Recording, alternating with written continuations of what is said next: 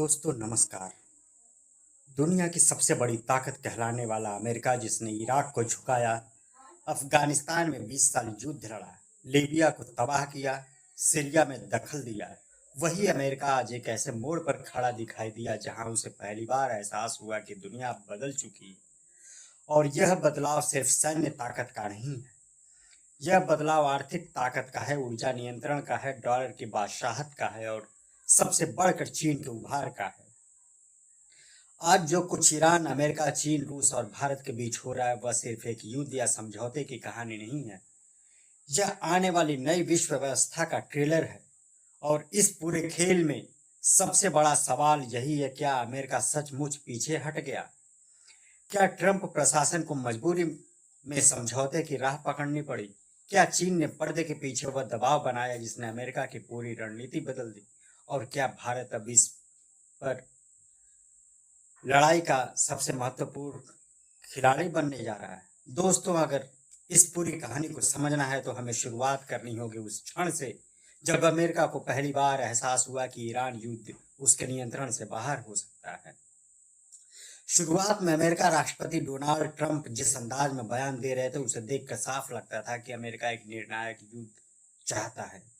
बार बार कहा गया, ईरान को सरेंडर करना होगा, न्यूक्लियर प्रोग्राम खत्म करना होगा, हॉर्मुज स्ट्रेट पर अमेरिका की शर्तें माननी होगी। लेकिन अचानक तस्वीर बदलने लगी।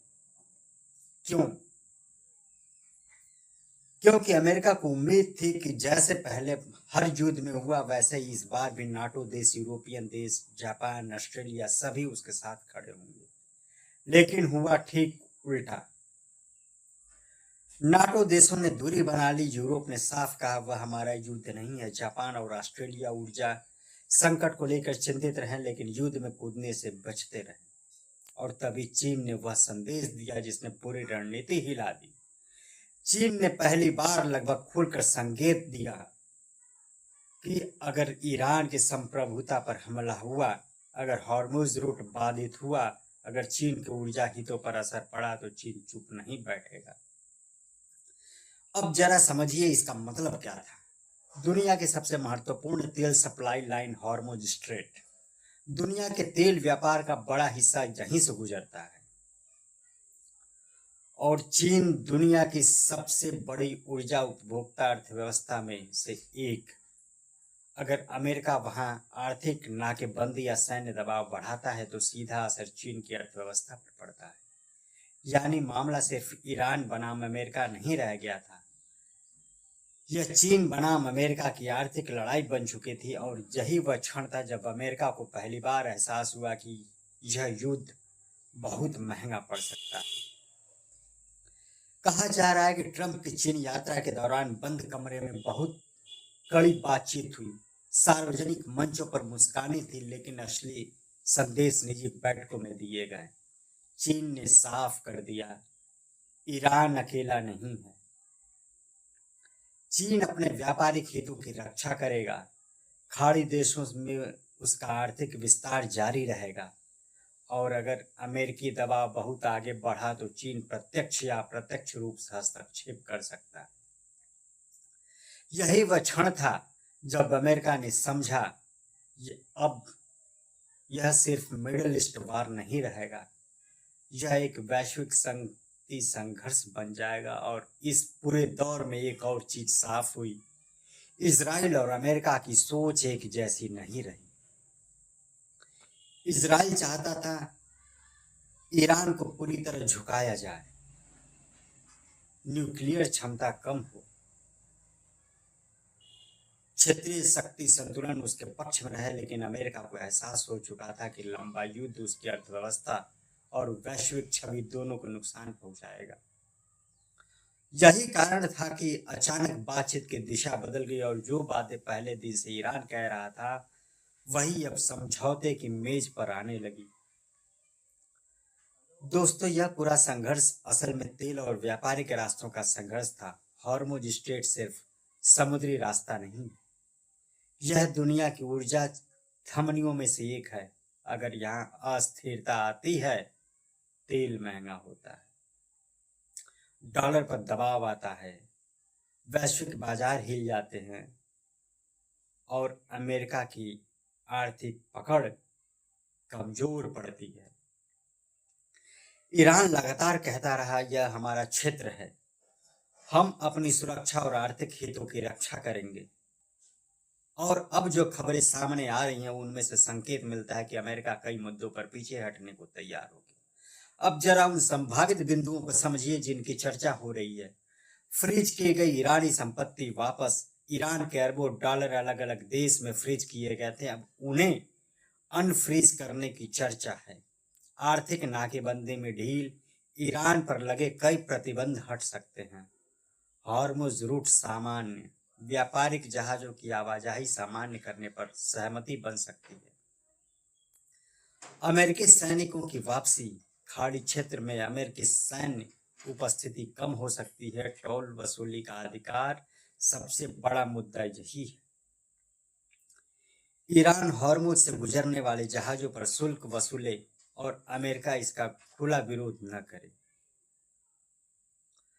अगर ऐसा हुआ तो यह ईरान की बहुत बड़ी रणनीतिक जीत मानी जाएगी और अब यहां असली खेल शुरू होता है। क्योंकि सवाल सिर्फ तेल का नहीं है, सवाल यह है कि तेल का व्यापार किस मुद्रा में होगा। दशकों से दुनिया में तेल का व्यापार डॉलर में होता आया है। यही अमेरिका की सबसे बड़ी ताकत रही है, लेकिन अब चीन युवान की बात कर रहा है। ब्रिक्स देश वैकल्पिक भुगतान प्रणाली की बात कर रहे हैं। ईरान डॉलर से बाहर निकलने की बात कर रहा है और क्रिप्टो करेंसी तक का जिक्र सामने आ रहा है। अगर तेल व्यापार डॉलर से बाहर गया तो अमेरिका की आर्थिक ताकत को सबसे बड़ा झटका लग सकता है। रूस ने भी इस पूरे संघर्ष में बहुत दिलचस्प भूमिका निभाई। पुतिन ने संकेत दिया, अगर जरूरत पड़े तो ईरानी यूरेनियम सुरक्षित रखने में रूस मदद कर सकता है। इसका मतलब क्या था? मतलब यह कि रूस और चीन दोनों अमेरिका को यह संदेश दे रहे थे, हम ईरान को अकेला नहीं छोड़ेंगे। और जब संयुक्त राष्ट्र से जुड़े न्यूक्लियर संस्थानों ने कहा कि युद्ध के दौरान यूरेनियम हटाना बेहद खतरनाक होगा तो पेंटागन भी शांत पड़ गया। अब जरा अमेरिका के अंदर की राजनीति समझिए। सीनेट में पहली बार ट्रंप प्रशासन को झटका लगा। कुछ रिपब्लिकन सीनेटर भी युद्ध के खिलाफ खड़े हो गए। यह संकेत था कि अमेरिका के भीतर भी समर्थन टूट रहा और सवाल उठने लगे, इस युद्ध से मिला क्या? कितना खर्च हुआ? कितने सैनिक मारे गए? कितने सैन्य अड्डे प्रभावित हुए? क्या अमेरिका वास्तव में जीत रहा है? युद्ध जितना लंबा चलता है, ट्रंप प्रशासन उतना कमजोर होता है।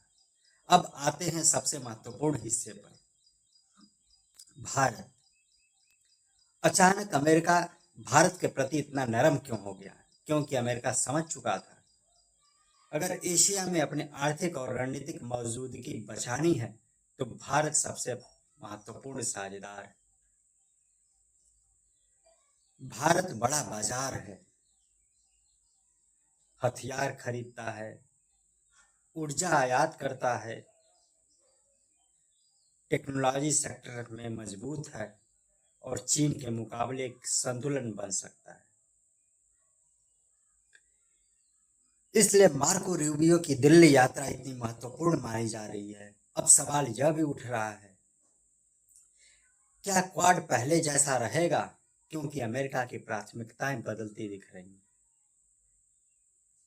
संकेत मिल रहा है कि अमेरिका फिलीपींस और साउथ चाइना सी पर ज्यादा फोकस कर सकता है। भारत सीधे उस संघर्ष का हिस्सा नहीं बनना चाहता। भारत का ध्यान व्यापार, ऊर्जा, बहुध्रुव कूटनीति और रणनीतिक संतुलन पर है। यही कारण है कि भारत अमेरिका के साथ भी है और ब्रिक्स में भी सक्रिय है। अब बात करते हैं उस देश की जिसे अमेरिका अचानक भारत के करीब लाना चाहता है, वेनेजुएला। दुनिया का सबसे बड़ा तेल भंडार।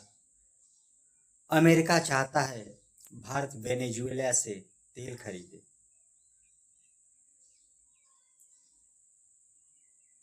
क्यों? क्योंकि इससे ईरान और रूस पर निर्भरता संतुलन होगी, तेल बाजार पर अमेरिकी प्रभाव बना रहेगा और डॉलर आधारित ऊर्जा व्यापार को सहारा मिलेगा। यानी यह सिर्फ तेल खरीदने की बात नहीं है, यह वैश्विक ऊर्जा नियंत्रण का खेल है। अब सबसे बड़ा डर अमेरिका को किस बात का है? ब्रिक्स। अगर ब्रिक्स देश यह तय कर ले कि हम आपसी व्यापार डॉलर में नहीं करेंगे, तो क्या होगा? डॉलर की मांग घटेगी, अमेरिकी वित्तीय ताकत कमजोर होगी, प्रतिबंधों की शक्ति कम होगी और नई वैश्विक आर्थिक व्यवस्था उभर सकती है। यही कारण है कि अमेरिका चाहता है कि भारत पूरी तरह ब्रिक्स की डी डॉलराइजेशन लाइन पर न जाए। दोस्तों, यह पूरा संघर्ष ट्रंप प्रशासन के लिए सिर्फ विदेश नीति का सवाल नहीं है, यह घरेलू राजनीति का भी सवाल है। 2027 की राजनीति शुरू होने वाली है। रिपब्लिकन पार्टी के भीतर नेतृत्व की लड़ाई शुरू होगी। जेडी वेंस, मार्को रूबियो और कई दूसरे चेहरे उभरेंगे। अगर यह युद्ध अमेरिका की हार के रूप में देखा गया तो ट्रंप की राजनीतिक विरासत को बहुत बड़ा नुकसान हो सकता है। इसलिए अब कोशिश यह है कि समझौता भी हो जाए और दुनिया को लगे कि अमेरिका पीछे नहीं। अब सबसे बड़ा सवाल, क्या अमेरिका ने वास्तव में सरेंडर कर दिया या यह सिर्फ रणनीतिक पीछे हटना है? देखिए, महाशक्तियां हमेशा सीधे हार स्वीकार नहीं करती। वे कहानी बदलती हैं, नैरेटिव बदलती है, परिस्थितियों को नए तरीके से पेश करती। संभव है अमेरिका यही कर रहा हो, लेकिन एक बात तय है, दुनिया अब एक ध्रुवीय नहीं रही। आज चीन चुनौती दे रहा है, रूस संतुलन बना रहा है, ब्रिक्स नई आर्थिक भाषा बोल रहा है और भारत निर्णायक स्थिति में खड़ा है। भारत के लिए अवसर भी है और चुनौती भी है, क्योंकि अमेरिका भारत को अपने करीब रखना चाहता है, चीन ब्रिक्स के जरिए आर्थिक दूरी बनाना चाहता है, रूस ऊर्जा और रक्षा साझेदारी बनाए रखना चाहता है। भारत को हर कदम बहुत संतुलन से रखना होगा। अगर भारत सही रणनीति अपनाता है तो आने वाले दशक में वह दुनिया की सबसे निर्णायक ताकतों में शामिल हो सकता है। तो दोस्तों, ईरान युद्ध सिर्फ युद्ध नहीं था, यह तेल की राजनीति, डॉलर की लड़ाई, चीन अमेरिका प्रतिस्पर्धा, ब्रिक्स की चुनौती और नई विश्व व्यवस्था की शुरुआत का संकेत था। अमेरिका समझ चुका है कि अब सिर्फ सैन्य ताकत से दुनिया नहीं चलती। आर्थिक नेटवर्क, ऊर्जा नियंत्रण, मुद्रा व्यवस्था और रणनीतिक साझेदारियां, यही आने वाले समय की असली शक्ति होगी। और शायद इसी वजह से आज अमेरिका भारत की तरफ देख रहा है। लेकिन आने वाला समय बताएगा, क्या भारत सिर्फ बाजार बनेगा या नई विश्व व्यवस्था का निर्माता भी बनेगा। मिलते हैं एक नए विश्लेषण के साथ, तब तक के लिए नमस्कार, धन्यवाद, जय हिंद।